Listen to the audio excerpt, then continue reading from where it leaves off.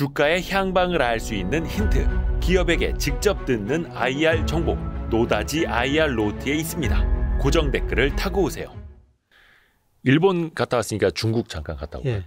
중국이 최근에 증시가 좀 반등을 하더라고요. 예. 근데 최근에 그 레이 달리오라는 분이 계시지 않습니까? 그분 요즘에 수익률 안 좋다고 좀 소문 났던데. 그래요? 예. 근데 예. 저 얼마 전에 칼럼을 하나 썼더라고요. 예. 예, 자기가 중국 주식 사고 있대요. 오. 왜 사느냐? 여러 가지 이유가 있습니다만 첫 번째 이유가 길거리가 피가 보일 때 자기는 그때 산다. 근데 중국 주식 가지고 지금 전 세계가 굉장히 나쁘게만 보고 있지 않습니까? 예, 그리고 최근 한두 달 동안 제일 많이 오른 주가 지수 하나가 홍콩 항생 지수예요. 네네네. 20% 이상 올랐거든요.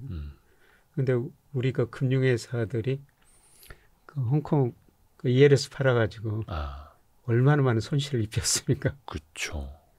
그런데 그렇게 많이 손실을 입었을 때 우리가 거꾸로 생각해야 된다는 거예요. 근데 저는 조금 아쉬워요.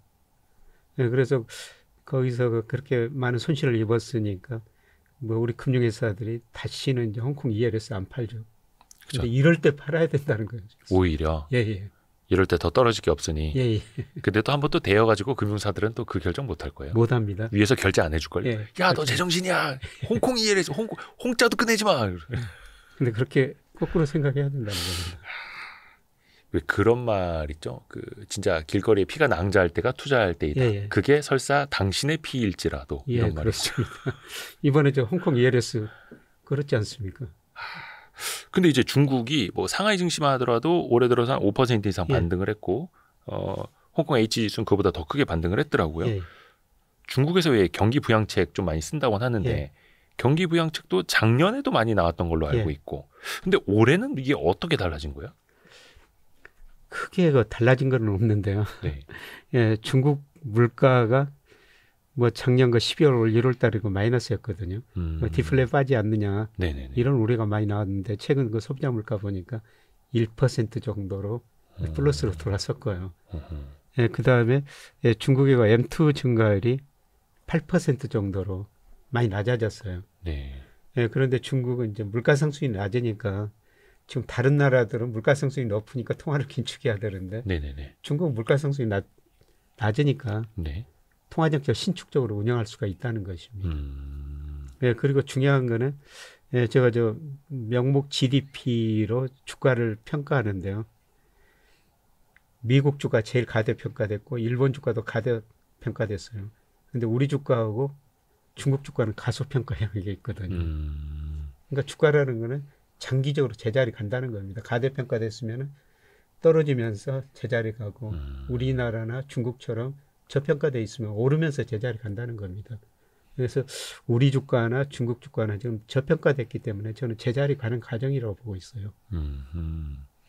근데 약간 중국 경제에 대해서는 뭐 해외 대기업들도 막 탈출한다라고 하고 외국계 자본도 막 너무 많이 실망을 해서 빠져나온다 하고 약간 어떻게 보면 물론 이거는 이제 뭐 국민 정서도 좀 있기는 하겠습니다만 물론 금융 투자를 뭐 정서나 기분으로 하는 건 절대 아닙니다만 신뢰의 문제라는 건 조금 있지 않습니까? 예, 신뢰의 문제는 있죠.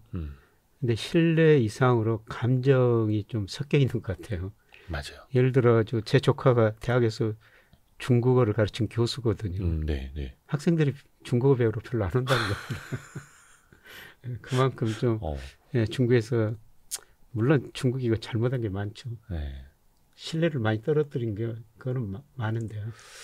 그 이상으로 우리가 중국을 좀 가소평가했지 않느냐. 물론 중국이 우리 경제에 미치는 영향이 많이 축소되고 있어요.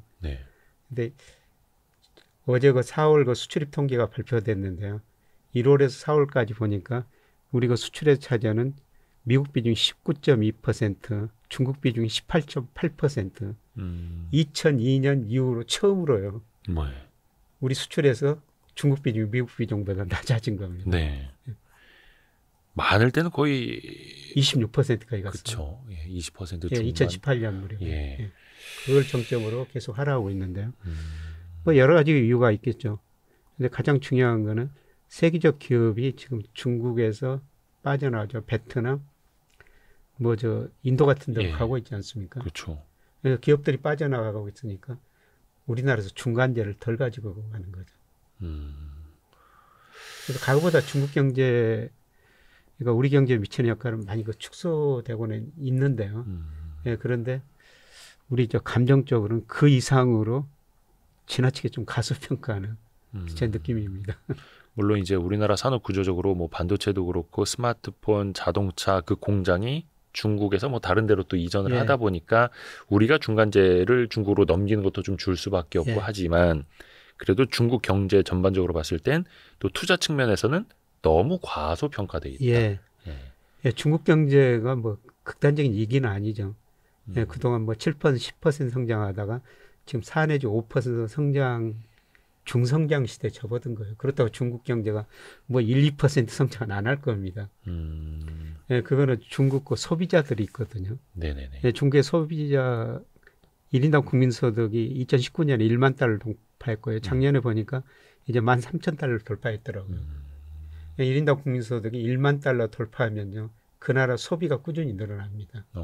그래서 중국의 그 14억 인구가 소비하고 있기 때문에 아마 중국 경제가 뭐 급격한 위기는 안 올 거예요. 최근에 그래서 그 중국 관련 소비 ETF도 예. 있어서 그걸 한번 보니까 많이 올라왔더라고요. 예. 오히려 중국 증시보다 소비 관련주가 더 많이 올랐더라고요. 예, 그렇습니다. 예, 그리고 저는 이번 거 전 세계적으로 보니까 이번에 세계적 인플레 때문에 가장 혜택을 보는 나라가 일본이었다고 보고 있어요. 일본 디플레에서 예. 예, 탈피하는 계기를 줬다는 거죠. 예, 그리고 이제 전 세계가 지금 주춤거리고 있지만 전 세계가 전기자동차로 가고 있지 않습니까? 네네네. 전기자동차 시장 점유율은 거의 이제 59%가 중국이요. 중국이거든요. 그런 걸 좀 무시해서는 안 된다는 겁니다. 예, 그리고 우리 저 가정에 가면 그 청소하는 너버지, 너버락이라고 그러는 거예요. 뭐 저는 아직 안 쓰고 있습니다만 주위에서 로봇 청소기. 굉장히 좋다고 칭찬 많이 하더라고요. 근데 그게 싸지도 않던데요? 그래서 우리나라 것보다는 더 싸죠. 그 청소기 시장 점유율 거의 30% 차지하고 있더라고요. 근데 과거에는 중국이 뭐 저 아주 값싼 제품, 뭐 중간재 이런 걸 생산하는데 지금은 하이엔드 제품, 전기차도 생산하고 그런 로봇 청소기도 생산하고 있다는 겁니다. 네네네. 그래서 뭐 중국을 제가 뭐 좋다고 극단적으로 좋다고 이야기하는 거 아닌데 중국 현재 상황은 좀 정확하게 파악할 필요는 있는 것 같습니다. 이게 사실 어떻게 보면 우리가 뭐 정서적으로는 좀 반감이 있는데 예. 뭐 중국이 좋다 뭐 이걸 떠나서 예. 금융 투자 측면에서 봤을 땐 저평가되어 있다라는 예, 그런 아이디어로요. 그 제조 기지가 이제 그 인도 쪽으로 많이 넘어가고 예. 있잖아요. 또 성장률도 인도가 굉장히 예. 떠오르고 거기 젊은 나라라고. 혹시 투자 공부도 인도 쪽으로 좀 어떻게 하세요, 교수님? 네, 저는 뭐 인도 ETF 좀 사놓고 기다리고 있죠. 그냥 50 인도 그 국내 상장. 예, 국내 상장된 그 니프티 피프티 예. ETF. 예. 근데 인도 GDP 1인당 GDP가 중국에 지금 한 44% 정도 되더라고요. 아, 1인당 GDP가 아직 절반도 안 되는 거죠. 예, 절반도 안 되는데 예, 그런데 요새 그 주요 연구소에서 나온 자료 보니까요. 이걸 저점으로 꾸준히 올라가 가지고 뭐 아직도 10년이라는 먼 세월이 나왔지만 2044년 가니까 인도 1인당 GDP가 중국보다 높아진다는 겁니다. 이거는 그 미국의 그 브루킹스라고 네. 거기서 연구소에서. 연구소에서 장기 전망을 해놨는데요. 예, 중국 성장률은 상대적으로 둔화되고 인도가 꾸준히 그 성장한다는 겁니다. 그래서 제가 뭐 경제를 공부하면서 경제의 모든 비밀은 인구 구조에 있다고 생각하는데 중국은 인구가 늙어가고 있습니다. 사실 우리나라 잠재 성장이 떨어지는 게 인구 고령화 때문이죠. 그렇죠. 예. 근데 인도 제가 베트남 같은 나라 가보면은 굉장히 나라죠. 젊습니다. 평균 그 연령이 20대 후반 뭐 이렇다면서요. 예, 인도는 거 한 28세 정도 된다. 예. 평균 연령이. 예. 거기 가면 저는 이제 거의 할아버지 되겠네, 진짜. 그래서 저희가 그 인도 소비 관련 ETF 또 새로 나오는 거 있다 그래가지고 저희가 콘텐츠 하나 만든 게 있는데 그건 아마 한 5월 중에 올라갈 것 같습니다. 그러니까 계속해서 이제 투자 대안을 좀 막 우리가 많이 찾아봐야 되는데요. 얼마 전에도 그 이란 이스라엘 때문에 이렇게 막 보복에 재보복 이것 때문에 금융시장 막 흔들렸잖아요. 예. 그때 어떻게 교수님은 뭐 포트폴리오 어디 재조정이나 이런 게 좀 있으셨나요? 저는 오히려 비중 좀 늘렸습니다. 어떤 비중을요? 주식 비중을요. 예. 그래요? 그럴 때는 그 분야의 전문가 이야기를 많이 듣는 게 좋거든요. 그렇죠, 그렇죠. 예, 그런데 제가 뭐 이란, 이스라엘 이런 것에 대해서 제가 신문을 집에서 6개를 보거든요. 뭐 종합지, 뭐 경제지 다 예, 해서요. 그런 걸 보는데 예, 그쪽에 그 전문가들을 계속 읽었어요. 확전 안 될 것이다. 네? 확전이 안 될 아, 것이다. 확전. 예. 네네네네. 예. 그런 거 전문가들 기사가 많이 나오더라고 글이. 네, 네. 예. 그래서 저는 사실 어려울 때는 제가 모르는 분야는 그 전문가한테 물어보는 게 제일 좋죠. 그 사람을 직접 찾을 수가 없으니까 제가 개인적으로 만날 수 없으니까 그런 언론을 보고 예, 그런 분들의 글을 계속 읽는 것이죠. 교수님도 또 그렇게 공부하시고요. 야, 그래서 오히려 그때는 더 위험 자산의 비중을 예, 그게 더 싸졌을 때. 예, 그렇습니다. 그 야수의 심장 아니십니까? 예, 그거는 조금 그냥 저만 예, 그리고 제가 하는 거는 제 모델이 있거든요. 네. 예, 제가 작년 그 12월에 올해 주가를 전망하면서 특히 4월은 조금 어려운 달일 것이다. 근데 그 이후로는 괜찮다. 그런 제 모델도 있고. 네. 그러니까 4월 제가 원래 전략은 올 4월에 주식을 비중을 늘리자. 이런 전략을 세워놨거든요. 그러니까 4월에 또 그런 사건이 터져가지고 주가가 떨어지니까. 4월 초에. 저한테는 야, 제 예상대로 가는구나. 주식을 싸게 살 수 있는 기회구나. 그래서 주식 비중 늘린 겁니다. 그런 말 있지 않습니까? 셀인 메이라고. 예. 물론 뭐 과거에 그랬으니까 앞으로도 그럴 거다는 아닙니다만 왜 꼭 5월에는 이제 주식을 팔고 떠나라라거나 5월에 좀 시장이 안 좋았다라거나 예. 그런 좀 통설이 있는데요. 어떻게 생각하세요? 뭐 그런 통설이 있는데 이번에는 제가 볼 때는 아닌 것 같습니다. 우리 경제를 보니까요. 좀 수출 중심으로 우리가 경제가 물론 소비는 안 좋습니다만 수출 중심으로 회복되고요.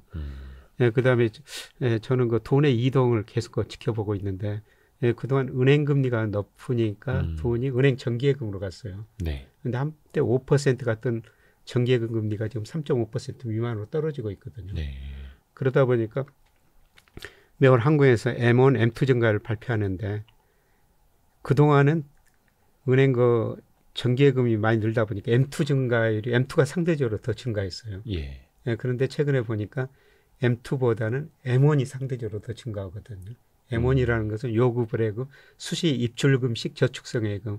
이 돈은 은행에 맡기면 거의 이자가 없는데요. 예. 언제든지 다른 데로 이동할 수 있는 자금이거든요. 네네네. 그래서 M2에서 M1 비중이 올라갈 때 물론 주가가 선행하지만 주가가 올랐거든요. 근데 최근에 M2보다는 M1이 상대적으로 더 증가하고 있어요.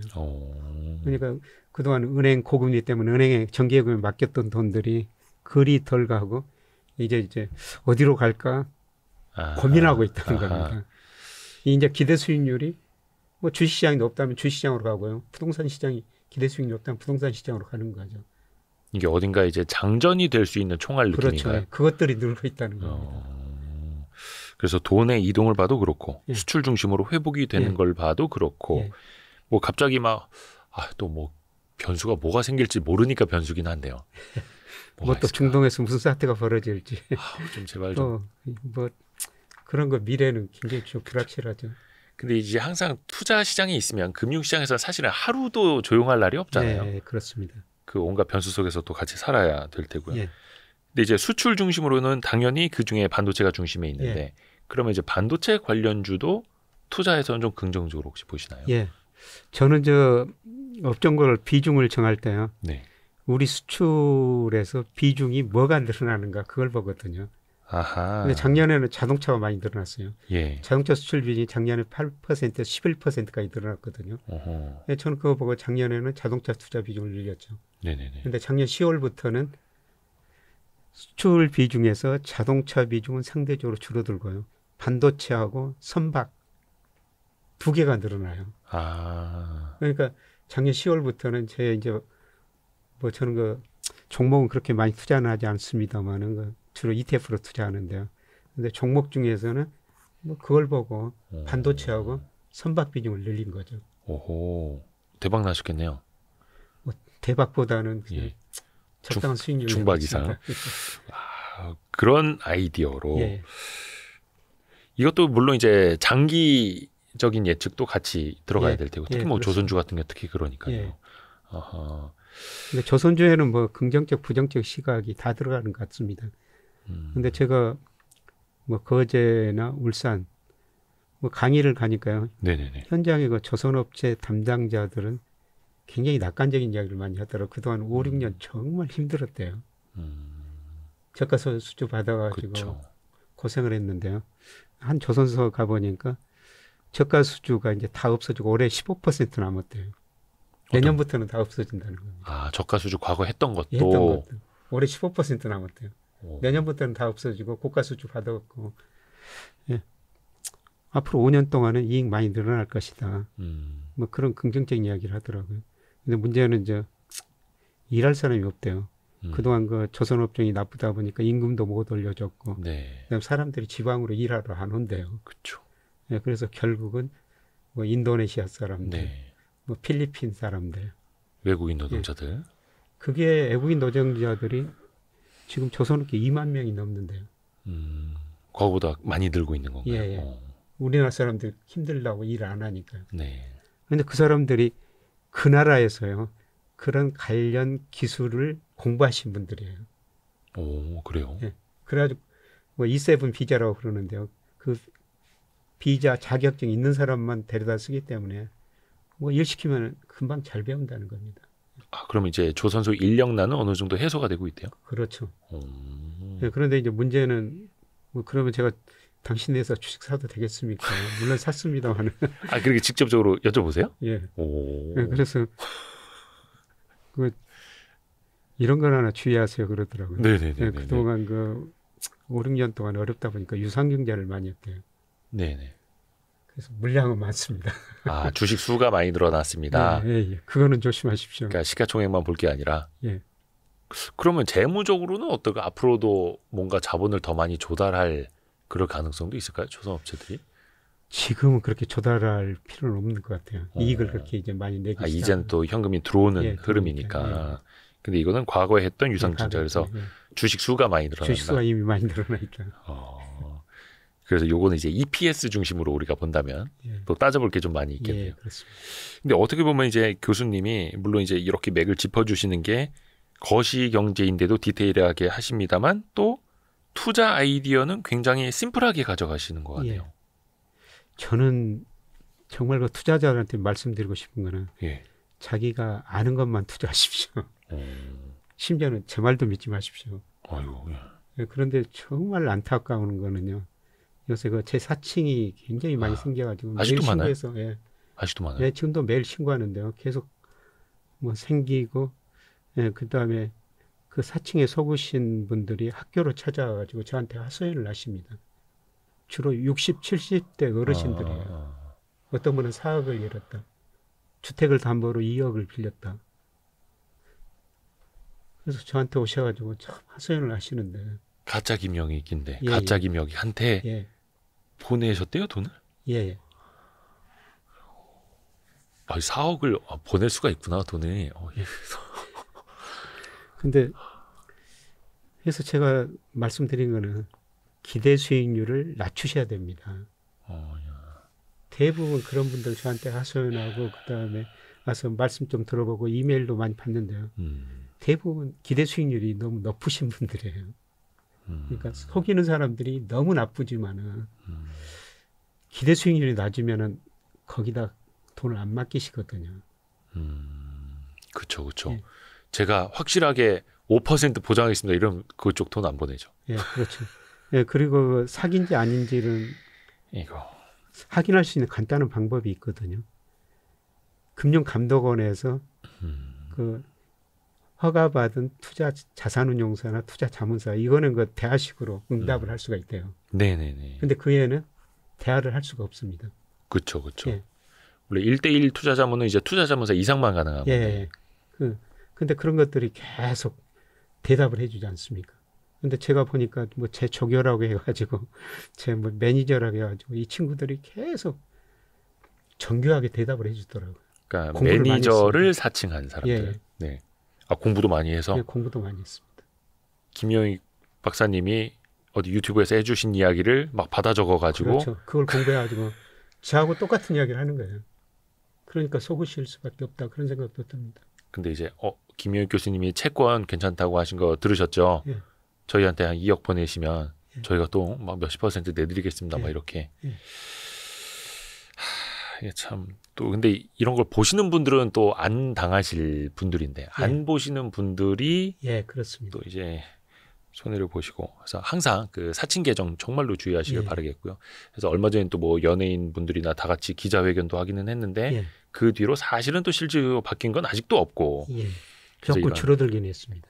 그래요? 줄어들긴 여전히 뜨던데요. 했는데. 저도 막 그 유튜브 위에. 예.